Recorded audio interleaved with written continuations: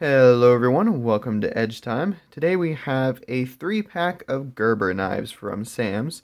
And I don't usually do Gerber knives on this channel, but this 3-pack was $27 and I figured, there's going to be a lot of people in Sam's wondering if these are any good. So I figured I would address those concerns in this video. And I've also been wanting to check out their new LST, and I know that the Air Ranger is a Bill Harsey design. So yeah. Now, the paraframe, it's just a paraframe, nothing super special there, but I did want to check these out and let you all know how good these knives are, and also if this 3-pack is worth $27. So let's go ahead and get into these. I'm going to actually work my way from left to right here. Let's start with the LST. Getting into these with this well-abused Ozark Trail crossbar lock. It's actually not really been abused. It's just got some tape residue and stuff on the blade. I'm going to try to open these up without damaging the knives. It's actually going to be rather difficult. I hate blister packs so much. Let's see. Is there going to be a better way to do this? Probably not. I'm probably just going to have to... This one should be able to slide out fairly easily, so...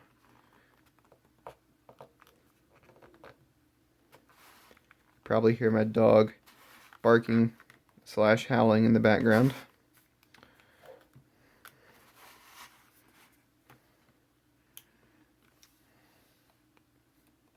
Never cut towards yourself.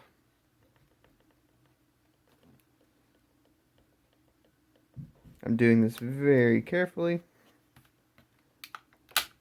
Alright, so should that be able to slide out now? More or less. I'm just going to go ahead and just pull this a little bit more. Here, let's get a little bit more of a cut right along here. There we go. That should be able to come out of there now. Nope.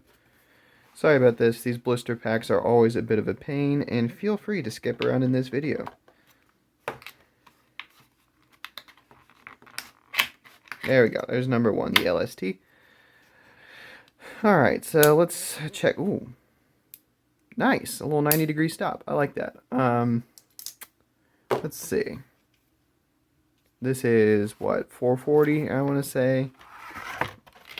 Yeah, that's what they say it is. On the back there, 440A.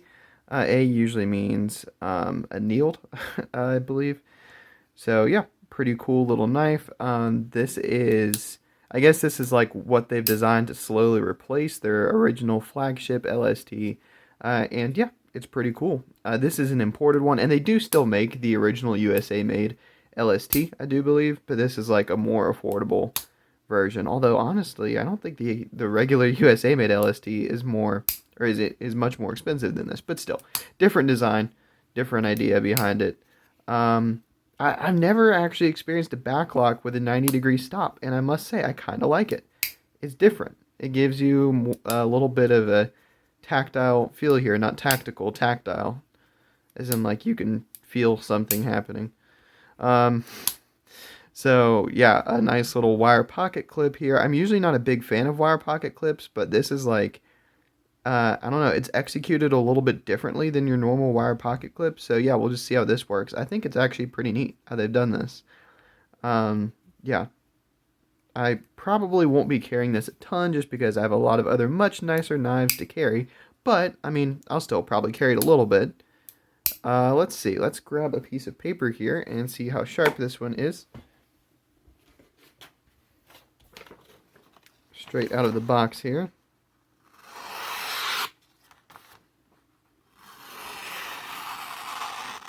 Yeah, reasonably sharp from choil to tip. So yeah, I mean that's fine. Make sure it is shaving sharp. Sorry, loud car going by outside. Looks like a Camaro. All right. Ooh. Take a moment to listen to that.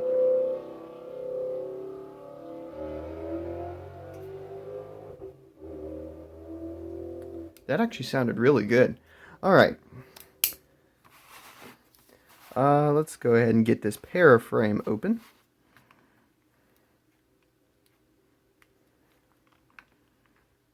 Hopefully my phone actually got a pretty decent recording of that, because that actually, I like the sound of that.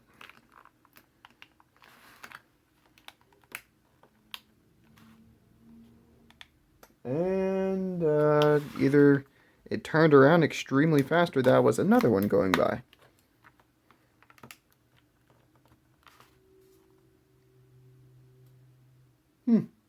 Very interesting. Okay.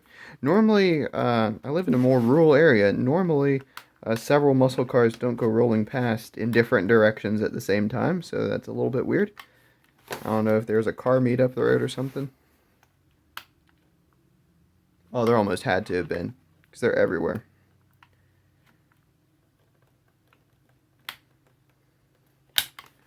Alright. Like I said, this is going to be a slow, painful, cumbersome unboxing because it's a triple blister pack. And just one blister pack is a pain, let alone 3 of them in one package. And the thumb stud is what is holding us up here. I'm going to cut a little bit more of this away.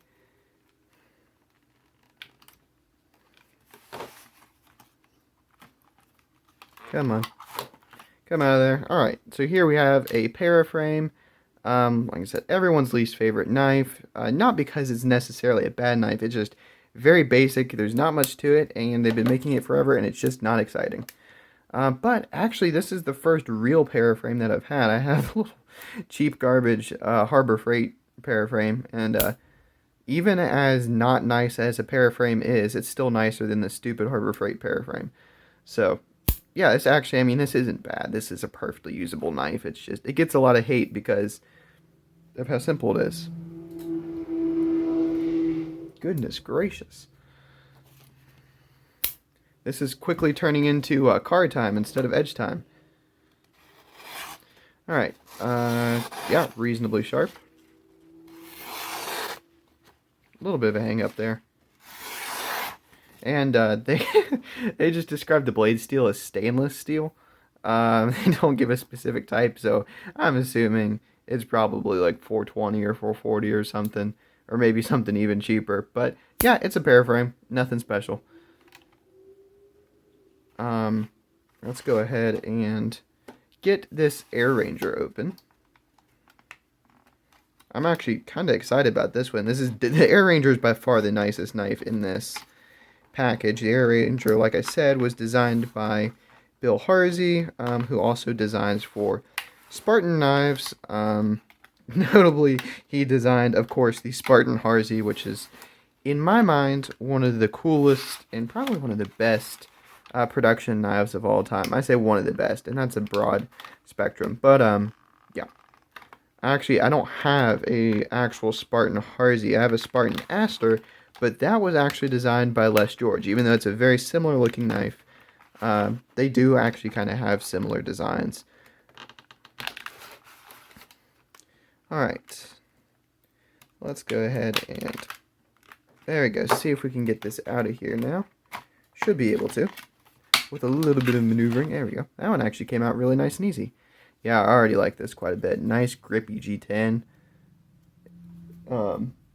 This is on bronze washers. Let's go and set this package down here. Yeah, not bad. Not bad on the deployment. It feels quite a bit like a Spyderco Tenacious, which I figured it would because they're made pretty much exactly the same way. I mean, there's a lot of knives that are made like this. It just really reminded me of a Spyderco Tenacious, specifically the G10 model, of course. So, yeah, it does feel quite a bit like it. Definitely needs some breaking in, but this is also on brass washers. So, I like that. Is this one on brass too? No, this one's probably not on anything. But yeah, I like that both of these knives are on brass washers. That's actually pretty cool. You don't really get that all that much anymore. Ooh. My finger can go through that. And if my finger can go through that while it's open, it can certainly go through that while I'm trying to close the... Oh, yeah. So I found another reason that people probably... this is probably another reason that people don't like the paraframe, is because it turns into a finger guillotine extremely easily, because that is a huge gap for your finger to slide into. And honestly, you can reach in there and touch the edge. So yeah, honestly, I don't know why anyone would buy a paraframe, and I'm not, it's fine that it came in this pack. I'll probably just put it in a toolbox or something. But yeah, yeah. I mean, the action is actually fairly decent for what it is. It's just, it's kind of dangerous to have that much of the edge exposed. to where you can just reach in there and touch that. Now, you're probably not going to cut yourself really bad like that, just because you don't have a whole lot of room to. But I mean, you could still get yourself on that, especially, yeah. I mean, if you were carrying it like loose in your pocket and were reaching, which is a terrible idea to carry any knife loose in your pocket.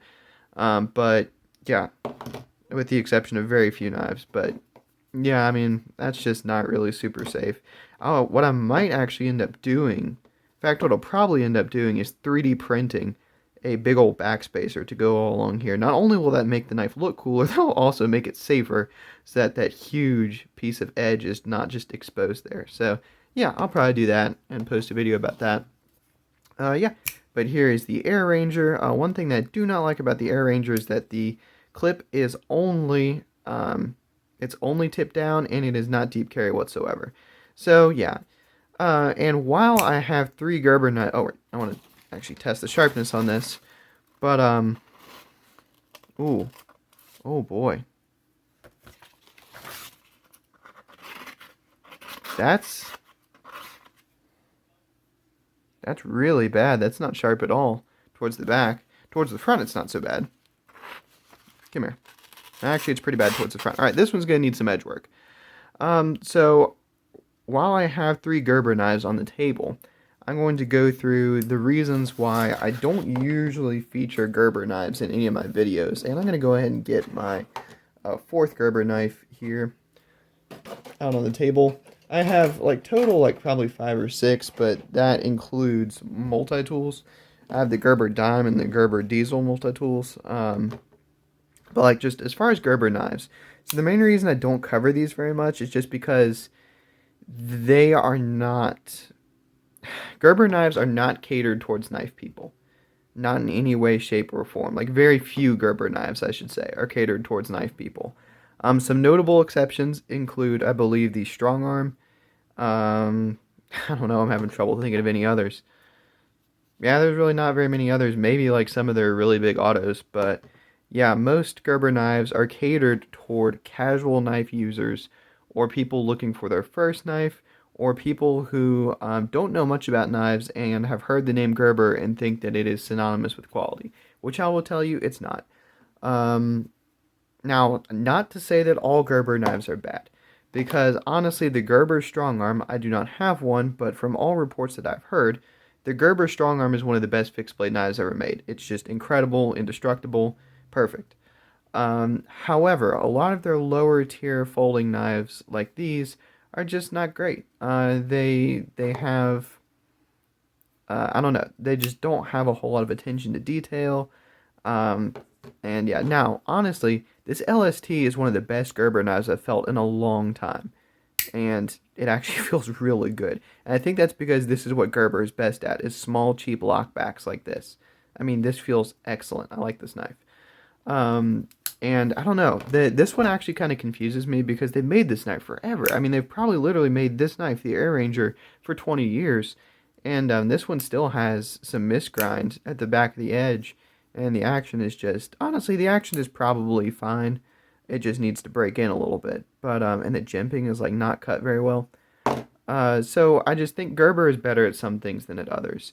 And like I was saying before I somehow sidetracked myself, was that Gerber does not cater towards the a knife consumer or towards the actual like knife person market.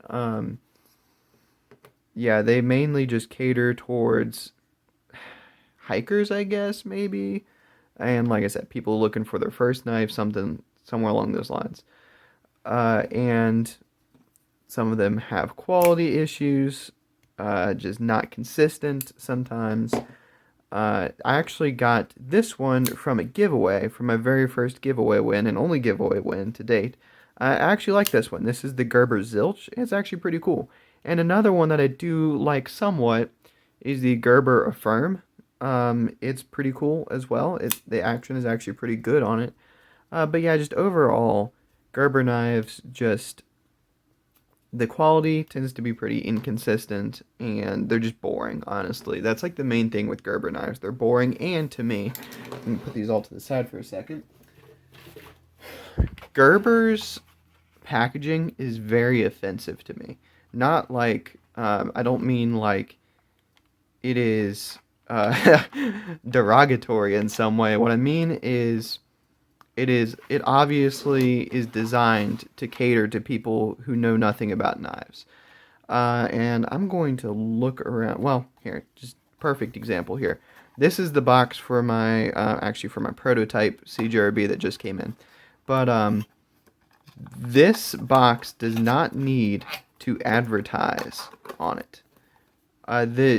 This name written right here, CJRB, is synonymous with budget quality in the knife community's mind. It needs no advertisement. It says CJRB, people like, yep, sorry. It says CJRB, people are going to be like, yep, that's a pretty good knife. Or a really good knife, honestly. Whereas with Gerber, the people that they're catering to really don't know anything about knives. So they have to advertise why you would buy a Gerber knife. For the LST, lightweight grip. Basically, that means plastic grip. Plain edge. Okay, I mean, that's an accurate description. Folding. Oh, look at that. It is a folding knife. I'm not sure why they decided to put that on there. These are all obviously folding knives. Lockback. Yes, it is a lockback. And pocket clip. Yes, it does have a pocket clip. Goodness. For the paraframe. Plain edge, folding, frame lock, pocket clip. So that's just a general description. And I just love this textured grip. I feel like most people who are looking at knives at this point at least know what G10 is. So I feel like they probably should have put G10 on there, in the description. But you know, whatever. It just, if you have to describe here why your knife is better than all the other knives, then I don't know. Maybe your knife isn't better than all the other knives because, like I said, this box needs no excuses or explanations. This box just says CJRB, and I say quality. And that's the same for for the majority of other brands. I don't have any boxes immediately around me, but you know, most knife companies, wow, my callus is really bad on camera.